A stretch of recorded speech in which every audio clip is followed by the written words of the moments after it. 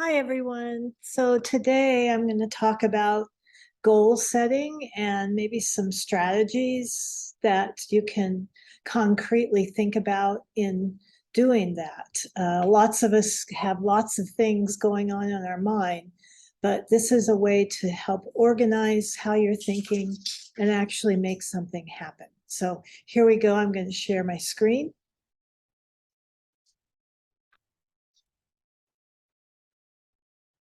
All right, let's go. So, yeah, I think setting goals is very important. Good idea. Without a goal, how would you know when you failed? This is a silly cartoon, but actually that really points to one of the strategies that we're going to talk about today. So let's think about dreams and goals and how they are different. So goals are formed from the dreams that you have. You have this dream of what your life might be like. It's the goals that help you get there. So not all dreams can become a goal. So let's talk more about this. Dreams are abstract and lofty. I want to become a famous artist. I've always dreamt of being an architect. People will respect me as a manager one day. My art will reach people. I want to become an expert in my field. Those are all nice, they're great dreams, but there's nothing to grab onto, nothing, no framework by which to get there. So let's see how we can make this a little different. Let's talk about those same dreams starting to look more like goals. My goal is to have a solo show of my artwork within 2 years. By 2025, I will graduate from school with an architecture degree. I will ask the best manager where I work to mentor me for 6 months. I'll take note of how they manage staff and learn from it. Over the next 3 years, I will get my art published in a national journal. And in 1 year, after I graduate, I want to find a job that offers ongoing mentorship in arts administration. So let's see how this breaks down. What we need to talk about now is SMART goals. And this is an acronym that stands for specific, measurable, action-oriented, realistic, and timely. So let's take that first statement. My goal is to have a solo show of my work within 3 years.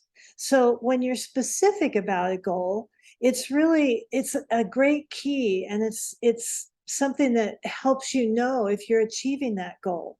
If you pinpoint that specific thing and that specific point in time, you can know if you're getting close or working towards that goal.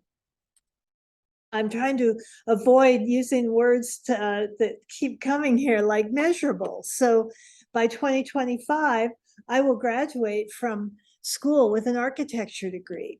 So if you can document your progress from the beginning to the end and understand all the pitfalls and the surprises that come along the way, you can use those milestones to define your progress. You should know when you achieve your goals, so it should be measurable. Those lofty statements had nothing to grab onto to be measurable, to measure by. Action-oriented. I will ask the best manager where I work to mentor me for 6 months, and I'll take note of how they manage staff and learn from it. So if you break down your goal into achievable tasks, you can become action-oriented. If you have these kind of micro goals, you can just break it down so that what can you do today? What can you do in the next week? What can you do in the next month? Build on the progress of those smaller goals.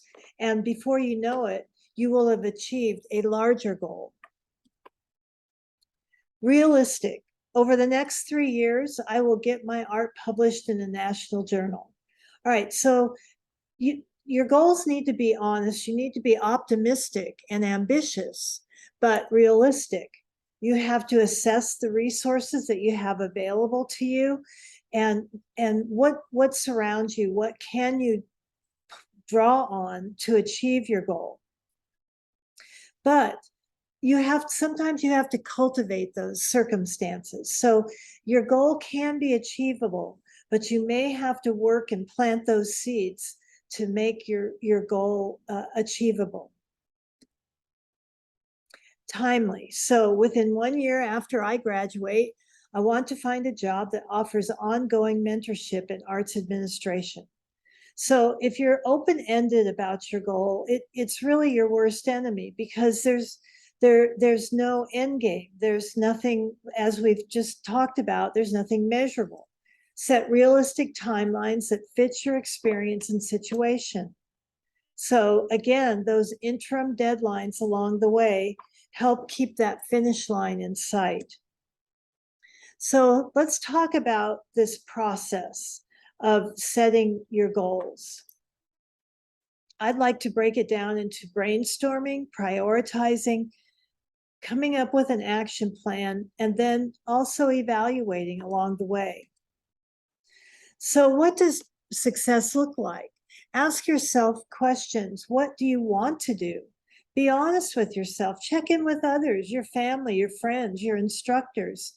You can imagine your life in the short term, kind of, in the next 6 months, midterm, maybe in the next 1.5 to 2 years, and long term in the next 5 years. So develop your own personal, we're going to do this in the assignment. What is your idea of personal success? Because once you understand that, and you have a context of what success feels like to you, you can start to list the goals that will help you achieve that success. So prioritize. What is the most important to accomplish? And go back to setting those interim goals. So what can you accomplish in the short term to get to the long-term goal? So consider those SMART attributes with honesty. Make an achievable goal list, short term, the midterm, and the long term. It does you no good to set goals that are out there, that really don't connect to your real life and your real situation. Take the goals and set them to what you can accomplish to get to a different place.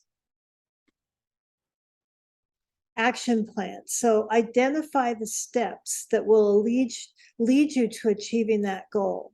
So if your goal is to graduate in 2024, what are the steps that get you to that goal? So identifying those steps are like putting those interim goals in writing, so that you have a framework.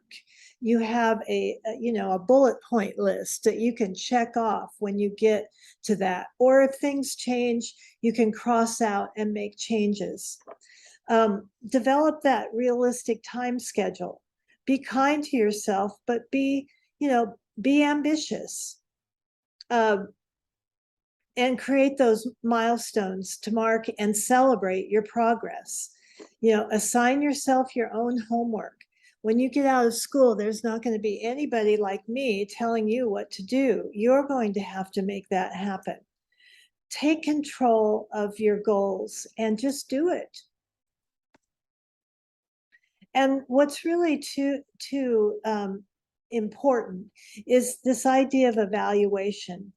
Setting those milestones along the way, like I just said, gives you a reason to celebrate, a reason to see what you've done, how far you've come, and what you need to change to keep going. Assess those challenges and successes, adjust and realign as you need to, and reflect on the end goal and build upon it. Has it changed? Do you feel differently now? Are you still on track with the goal that you set? Maybe in working towards that goal, some of your ideas have changed. Appreciate yourself and your progress. All right, so this is kind of cheesy, but think of it this way. So you've got these step stools on the bottom rung here, and those are your strategies, those interim steps that will help you achieve those goals that will in turn get you to that dream of personal success. All right, so all I have to ask you is, what's next? We'll go over the assignment. I'm going to come back to you and say goodbye, and we'll get on to the next unit. Bye-bye.